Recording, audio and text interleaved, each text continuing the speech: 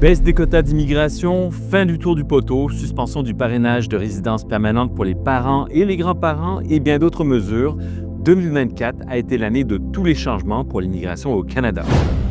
Bonjour à tous et bienvenue sur ma chaîne pour une nouvelle vidéo. Aujourd'hui, je fais suite à ma vidéo du début d'année et vous parle du changement de direction drastique qui a été effectué en 2024 par le gouvernement du Canada envers les immigrants temporaires ou permanents et je vous en explique les raisons. Durant l'année 2024, les modifications politiques sur l'immigration ont été nombreuses. Le ministre de l'Immigration du Canada a notamment réduit d'un tiers le nombre de visas pour les étudiants étrangers, le nombre de résidents permanents a été lui aussi réduit et les demandes de parrainage privées de réfugiés et de groupes de 5 personnes ou plus a été suspendues. Également, de nouvelles limites ont été imposées au permis de travail pour les conjoints de travailleurs étrangers et d'étudiants inscrits à des programmes de maîtrise. Des modifications importantes ont été aussi apportées au programme de travailleurs étrangers temporaires et le gouvernement a également mis fin à la pratique du tour du poteau pour l'obtention des permis de travail et d'études. Le tour du poteau était jusque-là une pratique courante des ressortissants étrangers qui ont un statut de résident temporaire au Canada. Ces derniers quittaient le Canada et après une courte visite aux États-Unis, parfois juste quelques centaines de mètres le temps de revenir à la frontière, ils y revenaient pour accéder au service d'immigration à un point d'entrée. C'était le moyen le plus rapide et efficace pour régulariser sa situation lors d'un changement de statut.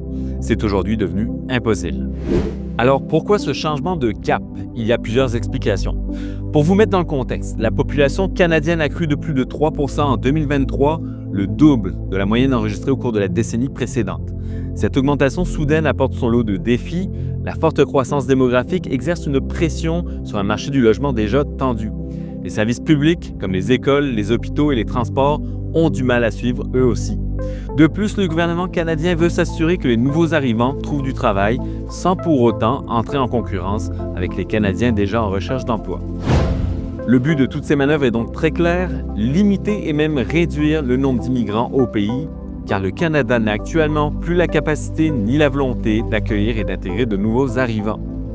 Dans le cas du tour du poteau, le gouvernement dit que cette pratique a mobilisé beaucoup de ressources à la frontière et détourné les agents canadiens et les Américains d'importantes activités de contrôle. Mais derrière ces explications officielles, il y a des réalités qui ne sont dites qu'à demi-mot. La pénurie de logements depuis près de 3 ans maintenant a engendré une augmentation drastique du coût des loyers et des habitations, et ce sont les immigrants qui sont directement pointés du doigt.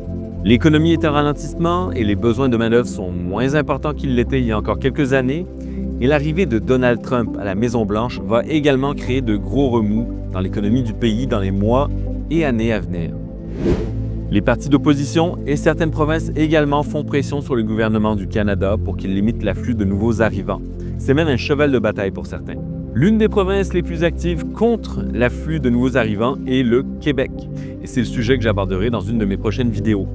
En attendant, si vous êtes déjà au pays en tant que travailleur temporaire, ces changements pourraient avoir un impact direct sur votre capacité à renouveler votre permis de travail ou obtenir un visa de résidence permanente. Il est donc important de vous tenir informé des nouvelles règles afin d'éviter les mauvaises surprises. Et des mauvaises surprises, il y en aura. Malheureusement, vous êtes déjà des dizaines à m'écrire pour m'annoncer que vous devrez retourner dans votre pays lorsque votre permis arrivera à échéance. Si vous le souhaitez, vous pouvez partager votre situation dans les commentaires. En attendant, ne vous découragez pas, les règles changent rapidement pour le pire, mais aussi pour le meilleur parfois. Alors prenez soin de vous et à la prochaine.